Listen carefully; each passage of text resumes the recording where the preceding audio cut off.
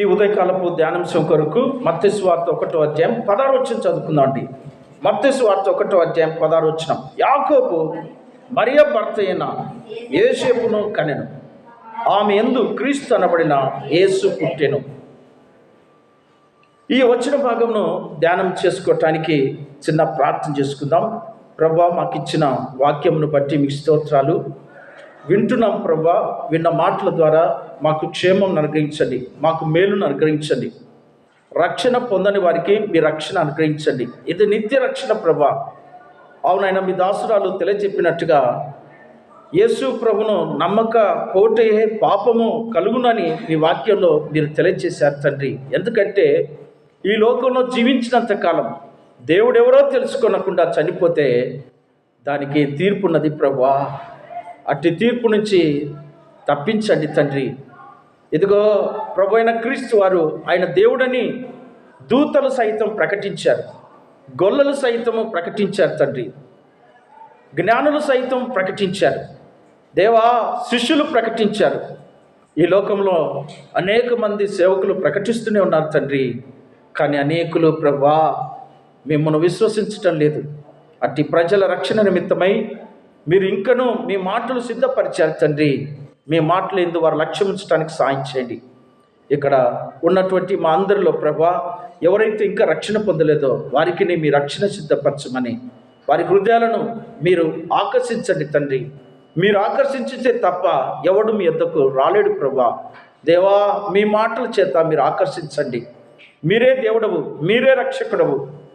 మేము మాకు దేవుడైనందుకే మీకు వందనాలు చెల్లిస్తూ ఈ మనవులు మా ప్రభును మా రక్షకుడైన యేసు నామములో అడిగి వేడుకుంటున్నాం తండ్రి, ఆమేన్. ఇక్కడ రాయబడిన మాట చూడండి, చాలా మర్మముతో కూడిన ఆశ్చర్యకరమ అయినటువంటి మాటకి రాయబడిందండి. యేసుక్రీస్తు పుట్టుక గురించి అక్కడ ఇలా రాయబడిందండి. మరియ భర్త అయిన యోసేపును యాకోబు కన్నాడు. చూసారా, ఇక్కడ యాకోబు కన్నాడు అని చెప్పి రాశాడు. చూసారా, మనల్ని ఎవరు కన్నారు? మనం అనుకుంటాం మన అమ్మ కన్నది అని మనం అనుకుంటాం, కానీ కన్నదంట మన నాయన కన్నాడండి. ఇది చాలా ఆశ్చర్యం అనిపిస్తుంది కదా. మీరు ఈ వంశావళులన్నిటినీ చదవండి. అబ్రాహాము ఎవరిని కన్నాడంట? ఇస్సాకును కన్నాడు. ఇస్సాకు ఎవరిని కన్నాడండి? యాకోబును కన్నాడు. అలాగనే చివరిలో 16వ వచనంలో చూస్తే యాకోబు ఎవరిని కన్నాడట? యోసేపును కన్నాడు. ఆ వచనాన్ని జాగ్రత్తగా పరిశీలన చేయండి. యాకోబు మరియ భర్త అయిన యోసేపును కనెను, ఆమె యందు క్రీస్తు అనబడిన యేసు పుట్టెను. ఈ వచనాన్ని జాగ్రత్తగా పరిశీలన చేయండి. ఇక్కడ యేసు ప్రభు వారు పలాని వారికి పుట్టాడని రాయబడలేదు. ఎవరికి పుట్టాడని రాయబడింది? ఆమె యందు. అంటే ఆయన ఒక్కడు మాత్రమే స్త్రీకి పుట్టాడు. ఆయన ఒక్కడు మాత్రమే స్త్రీకి పుట్టాడండి. మనమందరము మన నాయనకు పుట్టాము. ప్రభువైన యేసుక్రీస్తు వారు స్త్రీ యందు ఆయన జన్మించాడండి. దీన్ని బట్టి చూస్తే మన అంశం ఏమిటంటే యేసుక్రీస్తు ఆయన పరిశుద్ధుడండి. దేవుడు ఎవరంటే పరిశుద్ధుడండి. నిజంగా ఏ మానవుడు పరిశుద్ధుడు కాదండి ఈ లోకంలో. ఏ మనుష్యుడు పరిశుద్ధుడు కాదు. ఎందువలనంటే మనల్ని కన్నవాడు ఎవరంటే మన నాయన. మన నాయన లేకుండా మనం ఈ లోకానికి రాలేదండి. అయితే యేసుక్రీస్తు వారు ఒక్కడే స్త్రీ ద్వారా ఈ లోకానికి వచ్చాడు. అందుకే వాక్యంలో రాయబడిన మాట ఏమిటంటే ఆమె యందు క్రీస్తు అనబడిన యేసు పుట్టెను. ఆమె యందు క్రీస్తు అనబడిన యేసు పుట్టెను. ఈ పుట్టుకలో నువ్వు ఏమి గమనించవచ్చు అంటే ఆయన పరిశుద్ధుడు, ఆయన పవిత్రుడు. ఆయన పుట్టుకకు ఏ మనుషుని యొక్క సంబంధము లేదు. దేవుడు ఆయన స్వయాన మరియ గర్భములో పరిశుద్ధాత్మగా ఆయన ఆవరించాడండి. ఆమె గర్భం ధరించింది ఎవరి వలన అంటే పరిశుద్ధాత్మ ద్వారాని దూత ద్వారా దేవుడు యోసేపు కూడా తెలియజేశాడు. చూసారా, ఈ యొక్క సమయంలో గలతీయులకు రాసిన పత్రికలోకి మనం వెళ్దామండి. 4వ అధ్యాయం చూడండి. 4వ వచనంలో అక్కడ రాయబడిన మాట చదువుతున్నాం. గలతీయులకు రాసిన పత్రిక 4వ అధ్యాయం 4వ వచనం. 4వ అధ్యాయం 4వ వచనంలో ఇలాగ రాయబడింది. అయితే కాలము పరిపూర్ణమైనప్పుడు దేవుడు తన కుమారుని పంపెను. ఆయన స్త్రీ యందు పుట్టి మనము దత్తపుత్రులము కావాలని ధర్మశాస్త్రమునకు లోబడిన వారిని విమోచించుటకై ధర్మశాస్త్రమునకు లోబడిన వాడు ఆయన. ఇక్కడ చూడండి, కాలము సంపూర్ణమై ఉన్నప్పుడు దేవుడు తన కుమారుని పంపెను, ఆయన స్త్రీ యందు పుట్టి అని ఇక్కడ రాయబడింది. గమనించనమ్మా, యేసుక్రీస్తు గురించి నువ్వు ఈ విషయం తెలుసుకోవాలి. యేసుక్రీస్తు ఈ లోకానికి ఎలా వచ్చాడంటే స్త్రీ ద్వారా వచ్చాడు. స్త్రీ యందు ఆయన జన్మించాడు. అనగా ఆయన ఎవరు అనగా పరిశుద్ధుడు. నిజంగా పరిశుద్ధులలో ఎవరు పరిశుద్ధుడు అంటే దేవుడు ఒక్కడే పరిశుద్ధుడమ్మా. మానవులు ఎవరు కూడా పరిశుద్ధులు కాదు. అయితే దేవుని యొక్క రాక ఎందుకంటే మానవులను పరిశుద్ధపరచడానికి పరిశుద్ధుడైన ఆ దేవుడు మనిషిగా వచ్చాడని ఇక్కడ రాయబడినది. మనల్ని ఆయన పిల్లలుగా చేసుకోవాలని, ఆయన ఈ లోకానికి వచ్చాడని దేవుని గ్రంథము తెలియచెప్తున్నది. నిజంగా పాపులైన వారిని దేవుడు ఆయన పిల్లలుగా చేసుకోవడానికి వచ్చాడండి. అయితే పాపులైన వారిని పరిశుద్ధపరచుటకు, పాపులైన వారిని పరిశుద్ధపరిచి ఆయన తన సొత్తుగా చేసుకోవడానికి వచ్చాడని గలతీ పత్రికలో మన కొరకు దేవుడు రాయించాడు. ఈ యొక్క సమయంలో మనం ఒక వచన భాగం చదువుకుందాం. యోబు గ్రంథం 14వ అధ్యాయం 4వ వచనం చదువుకుందామండి. యోబు గ్రంథము 14వ అధ్యాయము 4వ వచనం చదవండమ్మా.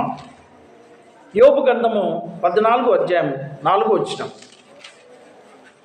పాప సహితుల నుండి పాపరహితుడు పుట్టగలిగిన ఎంత మేలు, అలాగున ఎవడు పుట్టనేరడు. ఈ వచనాన్ని బాగా జాగ్రత్తగా గమనించండి. దేవుడు పరిశుద్ధుడుగా ఆయన లోకానికి వచ్చాడు. ఎందుకు వచ్చాడంటే కారణం ఏమిటంటే మనమందరము పాపులం. పాప సహితుల నుండి పాపరహితుడు పుట్టగలిగిన ఎంత మేలు, అలాగున ఎవడు పుట్టనేరుడు అని దేవుడు ఆయన బయలుపరిచాడండి. ఈ లోకంలో పాపులను రక్షించాలంటే పరిశుద్ధుడు అవసరం అంటండి.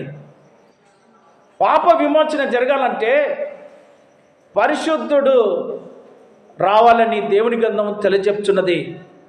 ఆ పరిశుద్ధుడు ఎవరంటే ప్రభువైన యేసుక్రీస్తు వారని ఇక్కడ మనకు తెలియపరచబడింది.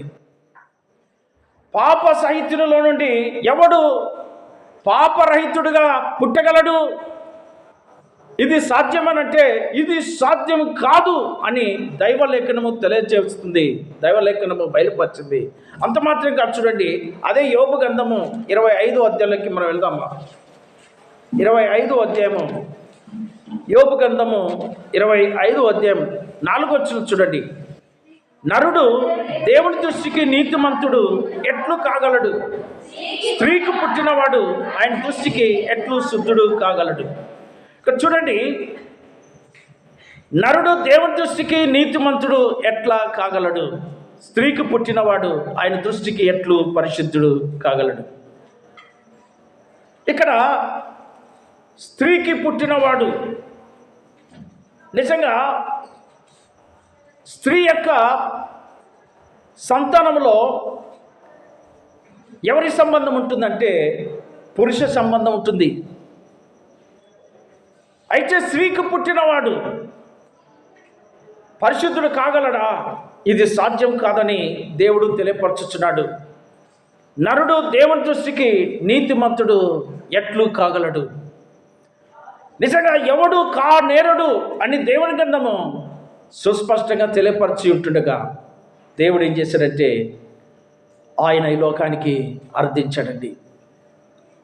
ఎట్టి పరిస్థితులు అంటే నీతిమంతుడు లేడు, ఒక్కడును లేడు.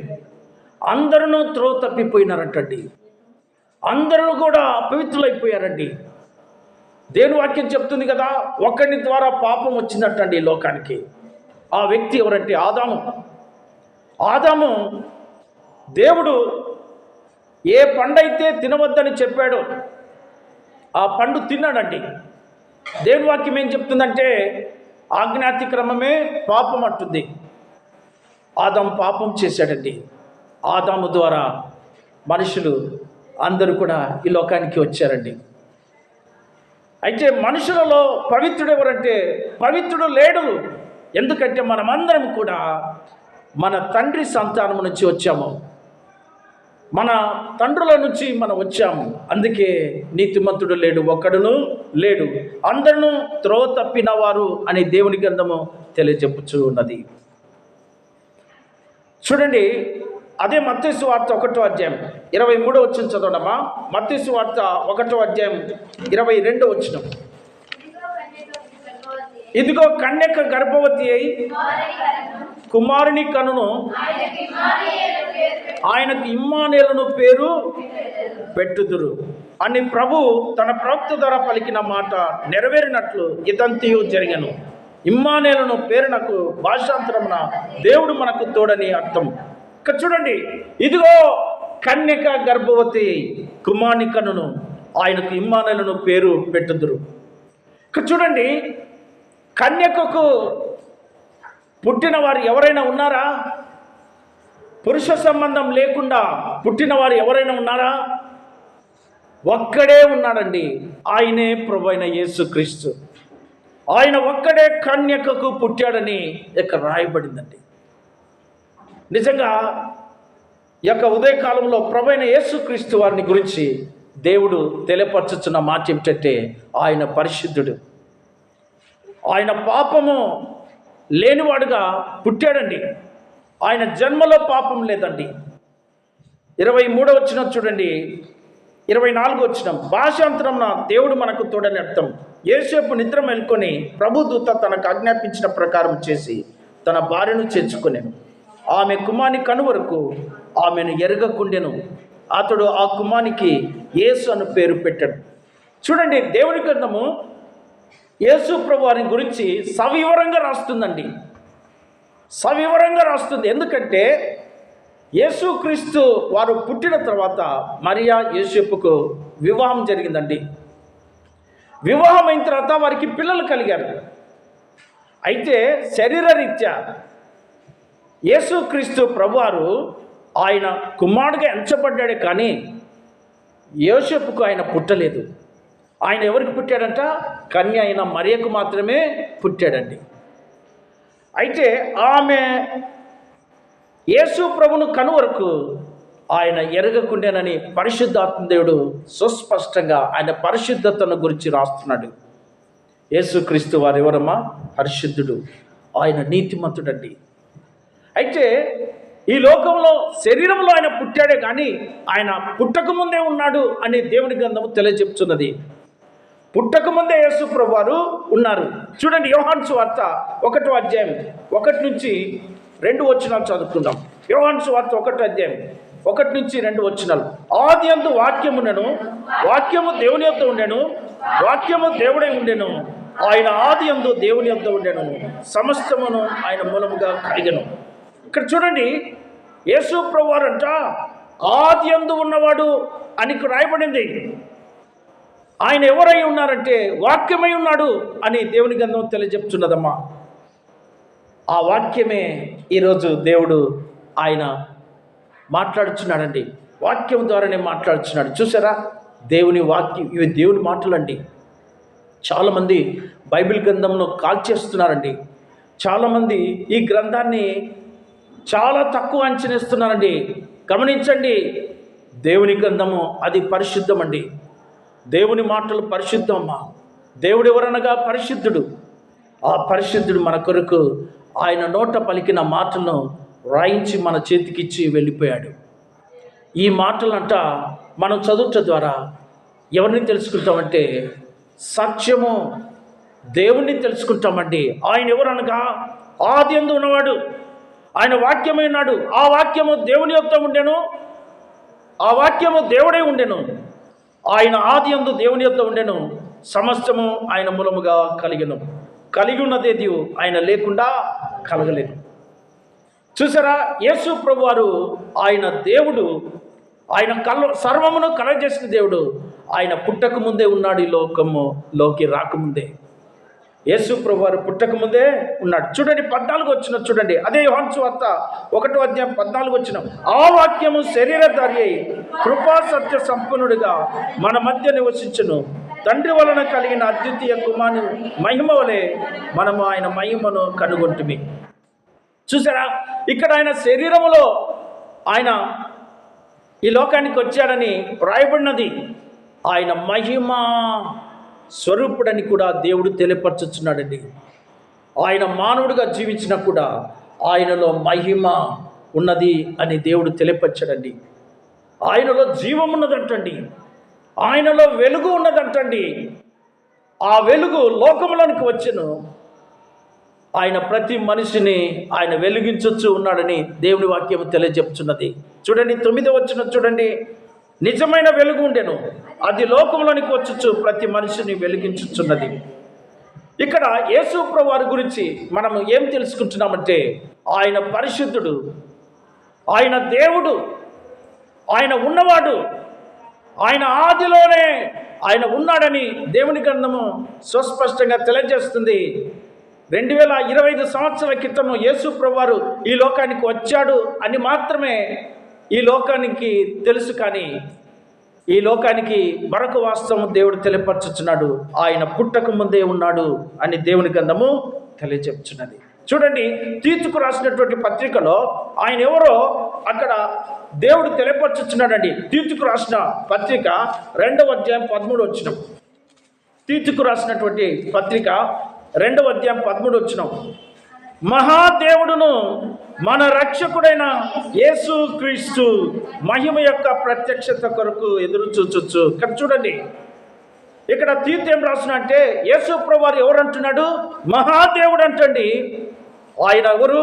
మన రక్షకుడైన యేసు క్రీస్తు మహిమ యొక్క ప్రత్యక్షత కొరకు ఎదురు చూచొచ్చు ఉన్నాం. ఆయన 2000 సంవత్సరాల క్రితము 2025 సంవత్సరాల క్రితం మనుషుడిగా పుట్టాడే కానీ ఆయన పుట్టక ముందే ఉన్నాడు. ఆయన పుట్టాడు, ఆయన జీవించాడు, ఆయన పరిశుద్ధుడుగా ఆయన లోకానికి ఆయన ప్రకటించాడండి, లోకానికి ప్రత్యక్షపరచుకున్నాడు. లోక పాపముల నిమిత్తమై ఆ ప్రభువైన యేసుక్రీస్తు వారు ఆయన రక్త ప్రోక్షణం చేశాడండి. ఆ రక్తంలో పాపశుద్ధి ఉంది, ఆ రక్తంలో పాప విమోచన ఉంది. ఆయన రక్షణ లోకానికి సిద్ధపరిచి వెళ్ళిపోయాడండి. ఆయన మరలా వస్తాడని దేవుని గ్రంథము తెలియజెప్పుచున్నది. యేసు ప్రభువు వారు త్వరగా వస్తాడమ్మా. ఆయన రాకడకు సూచనలు మనం కళ్ళారా చూస్తున్నాం. శ్రీలంకలో భయంకరమైన వరదలండి, భయంకరమైనటువంటి వరదలు. మీరు వార్తలు చదువుతున్నా లేదో, యేసు ప్రభువు వారు ఆయన రాకడకు సూచన చెప్పాడండి. నా రాకడకు వరదలు వచ్చును అన్నాడు, నా రాకడకు భూకంపములు కలుగుతాయన్నాడు. మీరు వార్తలు వింటున్నారా? నిన్న వార్తల్లో నేను చదివానండి, భారతదేశానికట్ట త్వరలోనే అతి భయంకరమైన భూకంపం రాబోతున్నదంటండి. నిన్న వార్తలో నేను చదివానండి, భారతదేశానికి త్వరలోనే అతి భయంకరమైన భూకంపం రాబోతున్నదంటమ్మా. అది ఎక్కడ వస్తుందో మనకు తెలియదు, ఎప్పుడు వస్తుందో మనకు తెలియదమ్మా. ఒకవేళ భూకంపమే వచ్చినప్పుడు ఎక్కడ వస్తుందో ఆ స్థలంలో ఉన్న ప్రజలకు ప్రమాదం పొంచుకొని ఉందమ్మా. ప్రమాదాలు ఎప్పుడు వస్తాయంటే చెప్పకుండా వస్తాయండి. ప్రమాదాలు అకస్మాత్తుగా వస్తాయండి. ప్రమాదాలు చూసారా? వరదల రూపంలో వస్తున్నాయి, భూకంపాల రూపంలో వస్తున్నాయి, యుద్ధాల రూపంలో వస్తున్నాయి, యాక్సిడెంట్స్ రూపంలో వస్తున్నాయి. అందుకే దేవుని వాక్యం ఏం చెప్తుందంటే, మహాదేవుడు ఆయన లోకరక్షకుడు రాబోచున్నాడు, ఆయన మహిమతో రాబోచున్నాడమ్మా. యొక్క ఉదయకాలంలో ఆ ప్రభువైన యేసుక్రీస్తు వారిని తెలుసుకున్నట్టే రక్షణ. మేడం గారు చెప్పినట్టుగా తెలుసుకోకపోతే పాపమమ్మా. దయచేసి ఎవరైనా కొత్త వారు ఉన్నట్లయితే ఆలోచన చేయండి అమ్మా. ఇది మతం కాదమ్మా, ఇది కులం అసలే కాదమ్మా. దేవుని గురించి తెలుసుకున్నట అది దేవుని జ్ఞానము. నువ్వు చూసారా, దేవుడు ఆయన వాక్యం ద్వారా నీకు జ్ఞానం బోధిస్తున్నాడమ్మా. దేవుడు సుస్పష్టంగా ఆయన ఎవరో తెలియపరిచాడు. ఆయన పరిశుద్ధుడు, ఆయన దేవదేవుడమ్మా. ఆయన ఉన్నవాడు, అనువాడై ఉన్నాడు, లోకమును కలగజేశాడమ్మా. కలిగి ఉన్నదేది ఆయన లేకుండా కలగలేదు. ఈ ప్రపంచాన్ని ఆయన పరిపాలించుచూ ఉన్నాడు. అయితే మానవులు తమకిష్టమైన మార్గంలో వారు వెళ్ళిపోతున్నారమ్మా. అయినా కూడా దేవుడు ఏం చేస్తున్నట్టే పిలుచుచున్నాడు. ఏమని పిలుచుచున్నట్టే, ప్రయాసపడి భారం వహించిన వాళ్ళరా నా యొద్దకు రండి, నేను మీకు నిత్య విశ్రాంతిని అనుగ్రహిస్తానని ఆ ప్రభు ఆయన పిలుచుచున్నాడు. ఈ ఉదయకాలంలో ఎక్కడ పిలుస్తున్నాడు? ఇక్కడే. దేవుడు నిన్నే పిలుస్తున్నాడమ్మా. దేవుడు నీకే ఆహ్వానం చేస్తున్నాడు. ఎక్కడికి? పరలోక రాజ్యానికి సిద్ధపడు. పరలోక రాజ్యము సమీపిస్తుంది. మారు మనసు పొంది ఆ రాజ్యమునకు నువ్వు సిద్ధపడాలి. మారు మనసు పొందాలంతే. దేవుడు మన హృదయంలో ఉన్నటువంటి పాపమును కడిగివేయటానికి ఆయన ప్రాణము, ఆయన రక్తము ప్రోక్షించాడమ్మా. ఆయన ప్రాణం ఇచ్చాడు. ఆ రక్తంలో పాపశుద్ధి ఉంది, పాప విమోచన ఉంది. ఈ ఉదయకాలంలో ఆ దేవుణ్ణి అంగీకరించుటాయే నిత్య రక్షణ. ఆ దేవుని అంగీకరించుటయే పరలోకము. ఈ యొక్క ఉదయకాలంలో చూడండి, ఆ దేవుడు ఎవరో మరొక వచనం ద్వారా మనం తెలుసుకుందాండి. కొలసీలకు రాసిన పత్రిక 1వ అధ్యాయం 17వ వచనం చదవడమా. కొలసీలకు రాసిన పత్రిక 1వ అధ్యాయం 17వ వచనం. ఆయన అన్నిటికంటే ముందుగా ఉన్నవాడు, ఆయనే సమస్తమునకు ఆధారభూతుడు. చూసారా, ఈ వచ్చిన భాగంలో యేసు ప్రభు ఎవరమ్మా? ఆయన ఉన్నవాడు, ఆయన ఆదిలో ఉన్నవాడు, ఆయన అన్నిటికంటే ముందు ఉన్నవాడు, ఆయనే సమస్తమునకు ఆధారభూతుడు. ఈ యొక్క ఉదయకాలంలో క్రిస్మస్ అంటే యేసు ప్రభు 25వ తారీఖున వచ్చాడని లోకమంతటా కూడా ఉత్సవం చేసుకోవడానికి సిద్ధపడుతున్నారు. కానీ ఒక వాస్తవం ఏమిటంటే, ఆయన రాకముందే లోకానికి ఆయన ఉన్నాడని దేవుని గ్రంథం తెలియజెప్తున్నది. నిజంగా యేసుక్రీస్తు ఆయన ఈ లోకంలో జన్మిస్తాడని దేవుడు ప్రవచనం కూడా చెప్పాడండి. యేసుక్రీస్తు ఈ లోకానికి రాకముందు ఆదిలోనే దేవుడు ప్రవచనం చేశాడండి. ఆ ప్రవచనము ఆది కాండంలో మనకు కనపడుతుంది. యేసుక్రీస్తు ప్రభువారు ఆయన పరిశుద్ధుడు, ఆయన దేవదేవుడు, మహాదేవుడు, ఆయన మనిషిగా వస్తాడని ప్రవచనంలో దేవుడు తెలియపరిచాడండి. నిజంగా యేసుక్రీస్తు ప్రభువుని గురించి తెలుసుకొనుట నిజంగా అది సంతోషకరం అండి, మహా సంతోషకరం అండి. అది నిత్యమైనటువంటి సమాధానమును అనుగ్రహిస్తుందండి. నిజంగా యేసుక్రీస్తు ఈ లోకానికి ఆయన అర్థించుతాడని దేవుని యొక్క గ్రంథంలో దేవుడు ప్రవచన రూపంగా చెప్పాడండి. చూడండి, ఆది కాండము 3వ అధ్యాయం 15వ వచనం చదవడమా.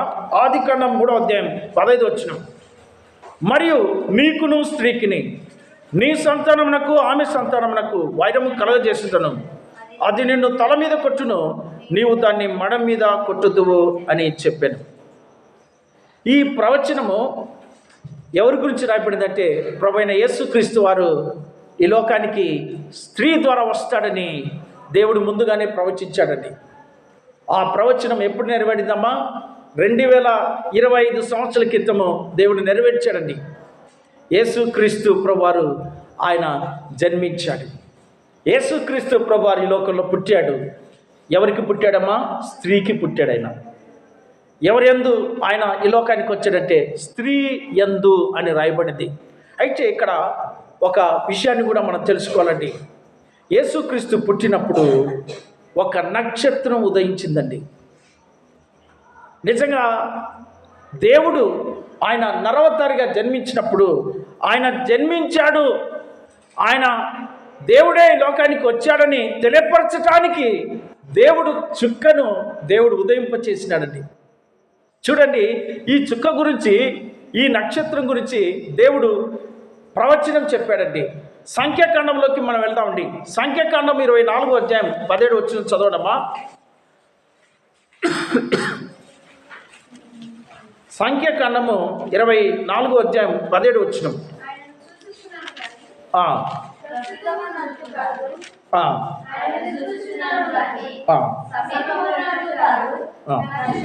నక్షత్రము యాకోబులో ఉదయించును. ఆ వచనం ఇక్కడ రాయబడిన ఆ వచనాన్ని మాత్రమే మనం చూద్దాం. నక్షత్రము యాకోబులో ఉదయించును. యాకోబు అంటే అర్థం ఏమిటి తెలిసిన? ఇశ్రాయేలు. ఈ నక్షత్రం ఎక్కడ ఉదయించిందట? ఇశ్రాయేలు ఆ దేశముకు పైన ఉదయించిందని ఇక్కడ రాస్తున్నాడండి దేవుడు. ఎంతో విచిత్రం చూసారా? ఆ నక్షత్రం అట యాకోబులో ఉదయించునని దేవుడు ముందుగానే ప్రవచించాడు కొన్ని వందల సంవత్సరాల క్రితం. యేసుక్రీస్తు పుడతాడని ఆదిలోనే దేవుడు ప్రవచించాడు. ఆయన పుట్టినప్పుడు నక్షత్రము ఉదయించునని దేవుడు రాయించాడు. ఉదయించిందండి. ఆయన పుట్టగానే నక్షత్రము ఉదయించింది అని ఇక్కడ రాస్తున్నాడు. చూడండి, మత్తయి సువార్త 2వ అధ్యాయం మొదటి వచ్చిన నుంచి కొన్ని వచ్చిన భాగాలు చదువుకుందామండి. మత్తయి సువార్త 2వ అధ్యాయం మొదటి వచ్చిన నుంచి. రాజైన హేరోదు దినములలో యూదా దేశపు బెత్లెహేములో యేసు పుట్టిన పిమ్మట ఇదిగో తూర్పు దేశపు జ్ఞానులు యెరూషలేమునకు వచ్చి, యూదుల రాజుగా పుట్టినవాడు ఎక్కడ ఉన్నాడు? తూర్పు దిక్కున మేము ఆయన నక్షత్రము చూచి ఆయనను పూజింపవచ్చితమని చెప్పిరి. ఇక్కడ చూడండి, నక్షత్రము గురించినటువంటి వివరణ దేవుడు ఇక్కడ తెలియపరచుచున్నాడు. ఆ నక్షత్రమును మేము కనుగొంటిమా అంటున్నారండి. ఎవరంటున్నారు ఇక్కడ? జ్ఞానులు అంటున్నారండి. ఈ జ్ఞానులు ఎవరంటే తూర్పు దేశపు జ్ఞానులు. వారు ఏమని సాక్ష్యం ఇస్తున్నారంటే, యూదుల రాజుగా పుట్టినవాడు ఎక్కడ ఉన్నాడు? తూర్పు దిక్కున మేము ఆయన నక్షత్రము చూచితిమి. ఇది ఎవరి నక్షత్రం అంటండి? యేసు క్రీస్తు పుట్టాడని చూపించే నక్షత్రం అంటండి. యేసుక్రీస్తు పుడతాడని ప్రవచనం మాత్రమే కదమ్మా, యేసుక్రీస్తు పుట్టాడు అని నక్షత్రం సాక్ష్యం ఇచ్చిందండి. ఆ నక్షత్రం గురించి దేవుడు ప్రవచనం కూడా చెప్పాడు. ఆ ప్రవచనం కూడా అప్పుడే నెరవేరిందండి. దేవుడు ఎవరు తెలిసినా ఆయన ఆశ్చర్యకరుడు అండి. దేవుడు ఎవరు అనుకుంటున్నామా? ఆయన రక్షకుడు, ఆయన దేవదేవుడమ్మా. ఆయన మాట పొల్లు పొక్కిలిపోకుండా నెరవేరుతుందని దేవుని గ్రంథంలో దేవుడు తెలియపరిచాడు. యేసుక్రీస్తు రాక అది ప్రవచనం. యేసుక్రీస్తు ప్రభువారు పుట్టాడని సూచించడానికి ప్రవచనం కూడా నెరవేరింది. ఆ చుక్క ద్వారా జ్ఞానులు యేసుక్రీస్తు వారు పుట్టాడని తెలుసుకున్నారు. వారు ప్రయాణమై యెరూషలేమునకు వచ్చారు. చూడండి, 9వ వచనం, అదే 2వ అధ్యాయం, మత్తయి సువార్త 2వ అధ్యాయం 9వ వచనం. వారు రాజు మాట విని బయలుదేరిపోవచ్చుండగా ఇదిగో తూర్పు దేశమున వారు చూచిన నక్షత్రము ఆ శిశువు ఉండిన చోటికి మీదుగా వచ్చి నిలిచి వరకు వారికి ముందుగా నడిచెను. ఎంత ఆశ్చర్యం అండి! చుక్క నక్షత్రము దారి చూపించిందంటండి. ఇది ఆశ్చర్యం అండి. ఇది ఒక అద్భుతం అండి. ఆ నక్షత్రము యేసుక్రీస్తు ఎక్కడైతే ఆయన పరుండ పెట్టబడ్డాడో ఆ ఇంటి మీదకి వచ్చి నిలిచిందంటండి. ఎంత ఆశ్చర్యం అండి! ఇది ఒక ప్రత్యేకమైన నక్షత్రం అంటండి. ఉదయ నక్షత్రము చూసారా?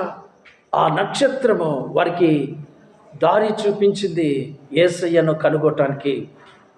ఈ యొక్క ఉదయకాలంలో ఆనాడు జ్ఞానులు యేసుక్రీస్తును వారు పూజించినట్టుగా ఇక్కడ రాయబడిందండి. ఎందుకు వారు పూజించారంటే, ఆయన రాజుగా, ఆయన ప్రభువుగా, ఆయన దేవదేవుడుగా వారు అంగీకారము తెలిపినట్టుగా ఇక్కడ రాయబడిందండి.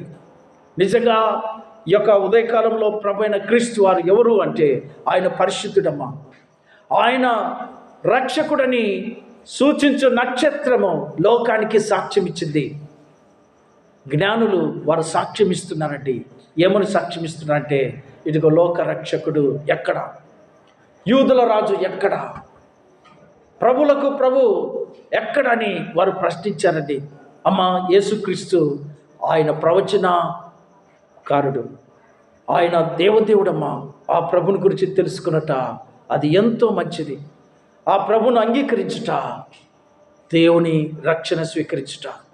యొక్క ఉదయకాలంలో ప్రభు అయిన దేవుడు ఆ జ్ఞానులను నడిపించాడు. వారు ఏం చేశారంటే, చూడండి 10వ వచనం చూడండి. వారు ఆ నక్షత్రం చూచి అత్యానంద భరితులై ఇంటిలోనికి వచ్చి తల్లి అయిన మరియను ఆ శిశువును చూచి సాగిలపడి ఆయన పూజించి తాము పెట్టెలు విప్పి బంగారమును సాంబ్రాణి బోళమును కానుకలుగా ఆయనకు సమర్పించిరి. ఇక్కడ బాలుడైన క్రీస్తు వారిని, శిశువుగా ఉన్నటువంటి క్రీస్తు వారిని ఎవరు పూజించారమ్మా? జ్ఞానులు పూజించారు. మీకు ఒక విషయం తెలిసిన, ఈ లోకంలో పూజార్హుడు ఎవరు తెలిసిన? దేవుడేమ్మా. దేవుడు తప్ప ఎవడు పూజార్హుడు కాదమ్మా. ఈ లోకంలో దేవుడు తప్ప ఎవరు పూజార్హులు కాదు. ఈ వాస్తవం దేవుని గ్రంథము తెలియచెప్తున్నది. ఈ వాస్తవం జ్ఞానులు తెలియపరచుచున్నారు. ఈ వాస్తవం ఇదిగో ఆకాశమందు ఉదయించిన నక్షత్రం తెలియపరచుచున్నది. ఏమని తెలియపరచుచున్నదంటే ఆయన ఒక్కడే పూజార్హుడు. ఎందుకంటే ఆయన పరిశుద్ధుడు. ఎందుకంటే యేసుక్రీస్తు ప్రభువారు ఆయన పవిత్రుడిగా పుట్టాడమ్మా. ఆయన మహాదేవుడు అని చెప్పి రాయబడింది. ఆయన పుట్టక ముందే ఉన్నాడు, ఆది యందు ఉన్నాడు. ఆయన వాక్యమై ఉన్నాడు. ఆ వాక్యమే దేవుని యొద్ద ఉన్నాడు. ఆ వాక్యమే దేవుడై ఉన్నాడు. ఆ వాక్యము ద్వారా సమస్తము కలిగినని దేవుని గ్రంథం తెలియజెప్తున్నది. ఆ వాక్యము శరీరధారి కృపా సత్య సంపన్నుడిగా మన మధ్యకు వచ్చాడు. ఈ యొక్క ఉదయకాలంలో ప్రభువైన క్రీస్తు వారిని పూజించుటయే నిజమైన క్రిస్మస్. ప్రభువైన క్రీస్తు వారిని ఆరాధించుట నిజమైన క్రిస్మస్. నిజంగా జ్ఞానులు వారు క్రిస్మస్ జరుపుకున్నారండి. వారు ఆరాధన వారు కలిగి ఉన్నారండి. ఆ జ్ఞానులు ఎంతమంది వచ్చారో ఇక్కడ రాయబడలేదు, కానీ తూర్పు దేశపు జ్ఞానులు అని ఇక్కడ రాయబడిందండి. వారు సామాన్యులు కాదండి. వారు పరిశోధన చేయవారటండి. వారు ఆకాశములో వారు ఖగోళ శాస్త్రజ్ఞులు అంటండి. వారు చూసారా, దేవుడు శాస్త్ర రీత్యా, ఆయన ప్రవచన రీత్యా, ఆయన చరిత్ర రీత్యా ఆయన దేవుడని సాక్ష్యం ఇచ్చాడండి. ఇంతకంటే సాక్ష్యం ఏం కావాలమ్మా? ఇలాంటి సాక్ష్యము ప్రపంచంలో ఎవరికైనా ఉన్నదా? యేసుక్రీస్తు ఆయన చరిత్ర పురుషుడండి. ఆయన యుగ పురుషుడు, ఆయన దేవదేవుడు అని దేవుని గ్రంథం సాక్ష్యం ఇస్తుంది. కాబట్టి మనము ఎవరిని పూజించాలంటే యేసును తప్ప మనము వేరే వారిని పూజించడానికి లేదని దేవుడే తెలియపరచుచున్నాడమ్మా. ఆయన శిశువుగా ఉండగానే వారు ఏం చేశారంటే ఆయన ఎదుట మోకరించారండి. ఎంత ఆశ్చర్యం చూసారా! ఆయన బాలుడు, పసి కందు అండి. ఆయన ఎదుట మోకరించి ఆయనకు వందనం చేశారండి. ఆయనకు స్తోత్రాలు చెప్పారు. నిజంగా ఎంత పూజార్హుడండి ఆయన. చూడండి, ప్రభువైన క్రీస్తు వారు పరలోకమందు కనపడతాడండి. పరలోక పట్టణములో ఆయన కనపడతాడండి. అక్కడ కూడా ఒక దూత చెప్తున్నాడండి. ఎవరి గురించి అంటే ప్రభువైన యేసుక్రీస్తు వారి గురించి ఏం చెప్తాడంటే, నాకు కాదు నువ్వు నమస్కారం చేయాల్సింది, నాకు కాదు నువ్వు మొక్కవలసింది, ఇదిగో యేసు ప్రభుకే నువ్వు మొక్కవలను అని దూత చెప్తాడండి పరలోకంలో. చూడండి, ప్రకటన గ్రంథం 19వ అధ్యాయానికి మనం వెళ్దామా. ప్రకటన గ్రంథం 19వ అధ్యాయము 10వ వచనం చూడండి. ప్రకటన గ్రంథము 19వ అధ్యాయము 19వ అధ్యాయం 10వ వచనం చూడండి. అందుకు నేను అతనికి నమస్కారం చేటకై అతని పాదముల ఎదుట సాగిలపడగా అతడు, వద్దు సుమి, నేను నీతోనూ యేసును గుర్చిన సాక్ష్యము చెప్పు, నీ సహోదరులతోనూ సహదాసుడను, దేవునికే నమస్కారము చేయము, యేసును గుర్చిన సాక్ష్యము ప్రవచన సారమని నాతో చెప్పాను. ఈ వచనము దయచేసి జాగ్రత్తగా మరలా చదవాలమ్మా. అక్కడ రాయబడిన మాట ఏమిటంటే, దేవునికే నమస్కారం చేయము, యేసును గుర్చిన సాక్ష్యము ప్రవచన సారమని నాతో చెప్పాను. ఈ వచనాన్ని ఎవరు రాశారంటే పరిశుద్ధాత్మ దేవుడు చెప్తుంటుండగా, దూత చెప్తూ ఉంటుండగా యోహాన్ రాశాడండి. ఆ యోహాన్తో ఏమని చెప్పాడంటే ఆ దూత, యేసుకే నమస్కారం చేయము, యేసునే పూజించమని చెప్పాడండి. చూసారా, ఈ యొక్క ఉదయకాలంలో మనము ఎవరిని ఆరాధిస్తున్నామంటే మన ప్రభువును ఆరాధన చేస్తున్నామండి. దేవుణ్ణి ఆరాధన చేస్తున్నాం. దేవదేవుడు మహాదేవుణ్ణి మనం ఆరాధన చేస్తున్నామండి. ఇదే క్రిస్మస్ అండి. నిజంగా ఈ యొక్క ఉదయకాలంలో ఏమిచ్చి మనము ఆయన ఆరాధించాలండి? జ్ఞానులైతే బంగారు, సాంబ్రాణి, బోళము ఆయనకు సమర్పించినట్టుగా రాయబడింది. అయితే ఈ ఉదయకాలంలో ప్రభువైన క్రీస్తు సన్నిధికి మనం వచ్చాం కదా, ఆ ప్రభుకి ఏమిచ్చి మనం ఆరాధన చేద్దామండి. చాలామంది క్రిస్మస్ అంటే కొత్త దుస్తులు ధరించుకొని ఆ రోజు మందిరానికి వస్తే ఆ పండుగ ఆచరిస్తున్నాను, దేవుని నేను ఆరాధన చేస్తున్నాను అని వాళ్ళు అనుకుంటారండి. అది కాదమ్మా ఆరాధన అంటే. దేవుని తెలుసుకున్నట్టే ఆరాధన. ప్రభును నిజంగా ఆయన మహాదేవుడని తెలుసుకున్నట, ఆయనే రక్షకుడని తెలుసుకున్నట, ఆయనే విమోచకుడని తెలుసుకున్నట. చూడండి, అదే 22వ అధ్యాయం, ప్రకటన గ్రంథం 22వ అధ్యాయం 8వ వచనం చదవనమ్మా. 22వ అధ్యాయం 8వ వచనం. యోహానును నేను ఈ సంగతులను వినినవాడను, చూచినవాడను. నేను విని చూచినప్పుడు వాటిని నాకు చూపుచున్న దూత పాదముల ఎదుట నమస్కారం చేయుటకు సాగిలపడగా అతడు, వద్దు సుమి, నేను నీతోనూ ప్రవక్తలైన నీ సహోదరులతోనూ ఈ గ్రంథమందున్న వాక్యములను గైకొని వారితోనూ సహదాసుడను, దేవునికే నమస్కారం చేయమని చెప్పాను. చూసారా, దేవుడు ఎవరు అనగా ఆయన పరిశుద్ధుడు. దేవుడు ఎవరు అనగా ఆయన మహాదేవుడు. దేవుడు ఎవరనగా ఆయన రాజులకు రాజు. దేవుడు ఎవరనగా ఆయన ప్రభులకు ప్రభు. ఆయనకే నమస్కారం చేయము, నాకు వద్దు సుమి అని దూత సహితము యోహానుకు తెలియపరిచాడండి. యొక్క ఉదయకాలంలో ప్రభువైన దేవుని ఆరాధించడానికి వచ్చాం. చివరిగా మనం తెలుసుకోవాల్సింది ఏమిటంటే, యేసుక్రీస్తు జన్మము బట్టి చరిత్ర 2 భాగాలుగా విభజించబడి ఉన్నదంటండి. ఇది మనకందరికీ తెలుసు. యేసు